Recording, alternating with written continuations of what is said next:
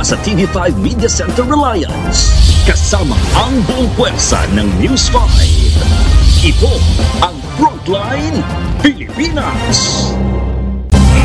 Kami ang mga patron ng Pilipino, bringing you services and news from all over the world. I am Hannah Bridget T. Saba and I'm Chelsea Joy Crisostomo. Nagbabalita! Tumaas ang bilang ng mga walang trabaho sa bansa nitong Enero. Ayon yan sa Philippine Statistic Authority, sa tala ng ahensya nasa 4.3% ang unemployment rate noong Enero at mas mataas pa sa 3.1% noong Disyembre sa nakaraang taon. Katumbas ito ng higit 2 milyong Pilipinong walang trabaho. Higit 6 na milyon o 13.3% naman ang underemployment o naghahanap ng ibang racket para sa mas mataas na kita. Mas mataas din yan sa 5.4 million o 10.9% noong Disyembre. Samantala, ang services sector pa rin ang bumubuo sa pinakamalaking bahagi ng labor force ng bansa. Kasunod nito ang sektor ng agrikultura sa lahat ng industry sector. Sa Maynila, napatay sa saksak ng lasing na lalaki ang nakatable niyang waitress dahil tumanggi raw ito sa sex. Umaaksyon si Jan Kalimon. Kuha sa CCTV ang pagdating ng lalaking ito sa isang beer house sa Juan Luna Street sa Tondo, Maynila pasado alas 9 kagabi. Maya-maya, biglang nagtakbuhan ang mga tao sa paligid. Nagtatakbo ring palabas ang lalaki. Sinaksak daw niya kasi ang waitress sa si Anisita Cialongo, 41 anyos, at kaherang si Celia Tamayo, 56 anyos. Kwento ng nakakita, bago ito ay naglasing na ang sospek sa bar. Itinable niya ang waitress sa si Cialongo, pero tumanggi ito sa alok niyang makipagtalik. Pinipilit siyang gagalawin, pinipilit siyang ipasok sa kubeta, bawal naman po. Kaya galit na galit ang lalaki. Pagbaba niya, sabi ng lalaki, tara na, sama ka sa akin sa hotel. Sabi po niya, hindi ako sasama kasi nga bawal po. Sa tulong ng CCTV sa mga kalapit na barangay, natuntun din sa mismong bahay niya ang sospek na si Robert Nocos na nag-ahit na ng buhok. Bakit? Ako lang ba yung nag-iisang tao sa mundo? Natutulog lang ako sa bahay, pinuntahan na ako ng mga pulis. Pinag-aamin ko na ako yung pumatay dahil pinagbubugbog nila ako. Bakit? Sino ba yung bumubugbog sa'yo? Tignan mo yung paa ko, pinagsisipa-sipa ng mga pulis. Tinanggi naman ng mga pulis sa sinaktan nila si Nocos. Dahil sa tinamong 4 na saksak sa tagiliran, binawian na ng buhay si Cialongo. Ang kasama naman niyang si Tamayo, kritikal ngayon ang kondisyon. Umaaksyon!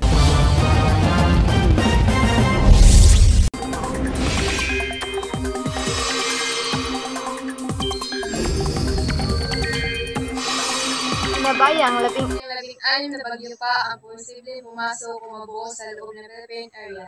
This possibility hanggang sa pagtatapos po ng taon ayon sa pag-asa sa karamihan sa mga bagyo ay maglalandfall o lalapak sa lupa lalo pagsapit po ng Burmans. Sa darating na Agosto, asahan ng 2 hanggang 3 bagyo samantala patuloy na umiiral ang hanging bahagat sa buong bansa. Dulot po ng habagat ng Ilocos Region, Batanes, Babuyan Island, Afra at Benguet. Paranas ng panakanakang pag-ulan ang Metro Manila Central Zone na lalabing bahagi naman ng Cordillera, Binasib Region.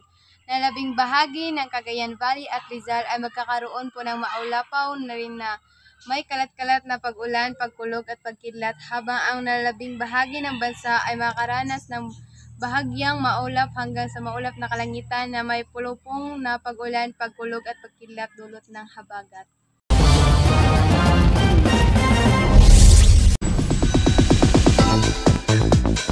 Mabilis na chikahan tayo for updating sa showbiz. Taylor Swift did it again. For the 5th time, kinikilala siya bilang isang Global Recording Artist of the Year ng International Federation of Phonographic Industry. Nakukuha na rin niya ang kanyang award noong 2014, 2019, 2022 at 2025.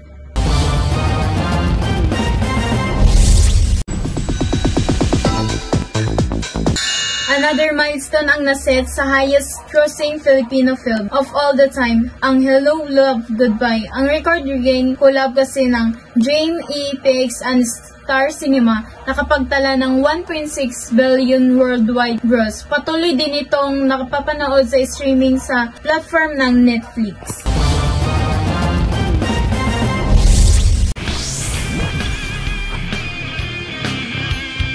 Panalo si Pinay tennis ace Alex Yala.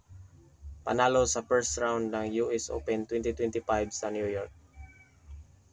Wagi si Alex ng 2-1 laban kay world rank number 14 Clara Tauson ng Denmark. Sa third set, nahabol ni Alex ang 5-1 score lead ni Clara. Para umabot ito sa tiebreaker, naging dikit ang laban hanggang manalo si Alex sa score na 30-11. At dahil sa panalo, mag-advance si Alex sa round of 64 ng US Open. Kasalukuyan siyang world number 75 sa ranking ng Women's Tennis Association.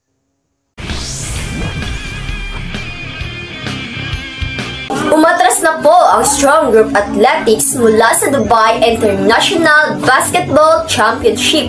May tsansa pa sanang maka-third place ang Strong Group, pero mas pinili nila ang umatras ng laban bilang protesta sa kanilang semi-final match kontra Benicia. Ayon sa SGA, hindi nila nagustuhan ang mga tawag na referee sa laro. Bagay na siya raw nakaapekto sa resulta ng game.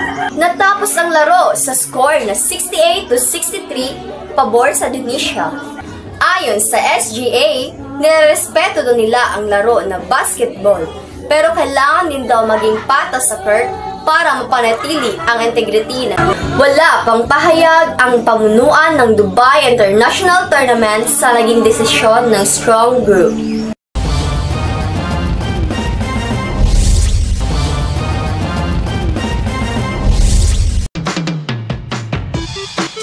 Ngayon na malapit na ang araw ng Pasko, si Kuya Kim may regalo. E ano pa ba? Edit trivia tungkol sa maligayang araw ng Pasko mula sa Amerika, New York. Kuya Kim, ano na? Sa araw kasing ito, pinagdiriwang ng buong mundo ang kaarawan ni Jesucristo.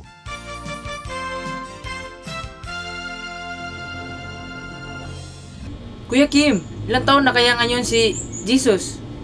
Kuya Kim, ano na? Bibili ang eksaktong taon kung kailan pinanganak si Jesus Christ. Pero ayon sa pag-aaral ng ilang mga dalubhasa, tinatansya na pinanganak siya sa pagitan ng 6 at 4 BC. At bakit naman December 25 natin sineselebrate ang Kapaskuhan? Wala rin sa Bible ang eksaktong date. Pero ito isang simbolikong representasyon na sinimulan ng Catholic Church. Merong iba't ibang posibleng pinagmulan kung bakit natin ito pinagdiriwang tuwing December 25.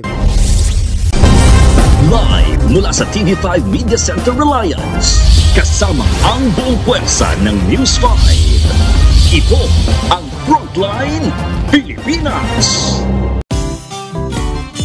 Pagbibili ng gamot, dapat subok, dapat trusted, dapat dekalidad. Oh, Unilab yan. Oh, Unilab yan. Pagbibili ng gamot, siguraduhin mo na. Unilab yan. Unilab yan. Pagbibili ng gamot, siguraduhin mo na. Unilab yan. Unilab yan. Trusted quality healthcare. Unilab yan.